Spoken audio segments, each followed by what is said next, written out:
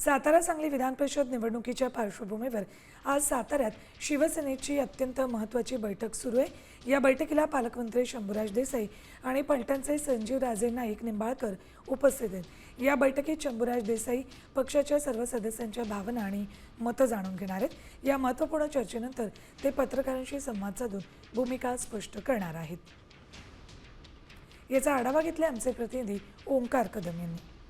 सातारा सांगली विधान परिषदेच्या निवडणुकीची रणधुमाळी आता अंतिम टप्प्यात आली आणि एकूणच या सातारा सांगलीच्या विधान परिषदेच्या निवडणुकीच्या अनुषंगानं आज साताऱ्यामध्ये शिवसेना एकनाथ शिंदे गटाची बैठक पार पडते। या बैठकीला राज्याचे पर्यटन मंत्री शंभूराज देसाई हे उपस्थित आहेत आणि एकूणच या सगळ्या बैठकीला त्यांचे जिल्हा परिषदचे सदस्य असतील, पंचायत समितीचे सभापती असतील, नगरसेवक असतील, जिल्ह्यातील असे सर्वजण उपस्थित आहेत आणि या बैठकीमध्ये सर्व जे सदस्य आहेत त्यांच्या भावना जाणून घेण्याचं काम हे देसाई साहेब करणार आहेत।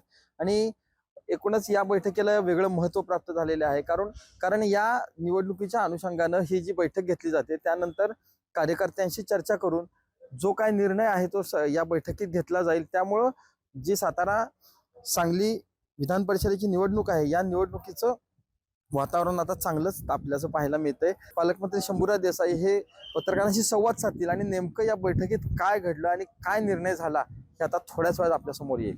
ओंकार कदम, साम टीव्ही न्यूज, सातारा।